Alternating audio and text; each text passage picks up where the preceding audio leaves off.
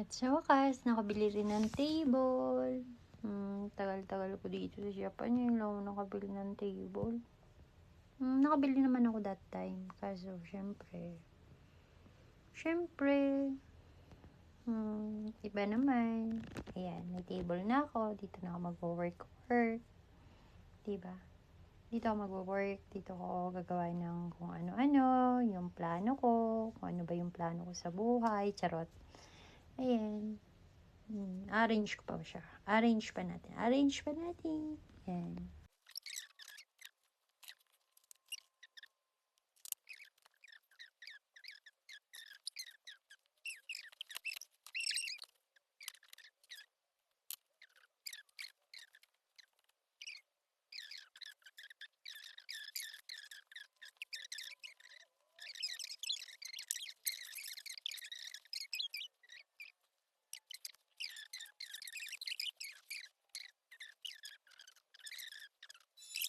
Ang tanong, may plano ba talaga ako sa buhay ko? O may darating na plano para sa akin? Ano kaya yun? Pero siguro, hindi ko na lang tanungin ng sarili ko. Tanungin ko na lang ang aking kalusugan. At i-check ko na din ang aking kalusugan. Okay ba ang aking kalusugan? May sasagot ba dyan? Okay ba ako? Okay ba ang pag-iisip ko? May kulang ba sa akin? Ano bang kulang sa akin? Sa tingin mo?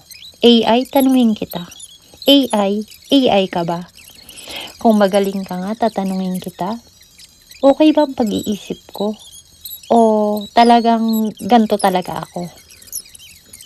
Pag minsan iisip ko din tama o mali? Ano ba talaga ang tama? At ano ba talaga ang mali? Ano ba? Ang kulit, di ba? Syempre, lumaki akong makulit, tatanda akong makulit. Pag minsan inisip ko, sana tumanda na ako. Pero ngayong matanda na ako, sabi ko naman sa sarili ko, sana bata na lang ako. Ang dami, no? Ang daming charot-charot, no? Ay, buhay. Ang sarap mabuhay, lalo na kapag lagi ka nakangiti, wala kang iniisip na mga kung ano-ano, wala kang iniisip na kung ano-ano, masaya ka lang, masaya ka sa buhay mo, tapos dire-diretso ka lang, chill-chill ka lang, parang sinasayaw mo lang yung mga, parang, kunwari, hindi naman kunwari, totoo na talaga, yung pagod mo, chinichill mo lang talaga, kasi yung hirap naman kapag, yun talagang, syempre, kailangan i-chill mo yan, di ba? Chill. Ano ba yun? Hindi ko din alam. Ang kulit, di ba? Nangangati na yung braso ko rito, Siguro madami na naman akong libag nito. Nangangati na. Pati likod ko, nangangati na rin. Ano ba yan? Hirap talaga pag walang ligo. Nangangati lahat. Pati bulsa ko, nangangati na din. Ay, nako. Pero wala yan. Charot-charot lang yan. Kumbaga ako diba yung direktor, ako din yung magsusulat, ako din yung mag-iisip, ako din yung parang camera action. 1, 2, 3, camera action. Wala naman akong hinahangad dito. Gusto ko lang pakinggan yung boses ko kasi darating yung time, yung boses ko, mag-iiba yan Ang boses ko maaaring mawala, ang boses ko maaaring magiging ganon, ang boses ko parang hindi ko na marinig. Parang yung tenga ko, syempre, pagdating ng time, hindi ko pala expected. Baka mamaya, mahina yung pandinig ko. Mahina din yung pangamoy ko. Malabo na yung paningin ko. Kaya hanggang mer oras pa at nakikitok pa yung sarili ko at nakakapagsalita pa ako.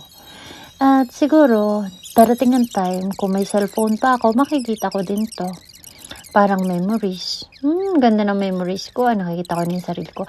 Alam mo yun, that time, sabi ko, pag ako'y nalulungkot, at pag kaarawan ko, sabi ko, makapanood nga ng ibang mga channel para masaya, may matutunan ako.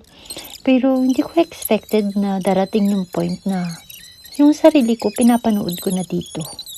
Na habang tumatagal, nakakaengganyo pala Nung hindi ako nag-e-expect na kikita ako dito, pero nandun na tayo. Pero much more sa akin, yung gusto kong ma-learn talaga ako. Mag-improve yung pananalita ko. Kasi nga, bulol nga ako.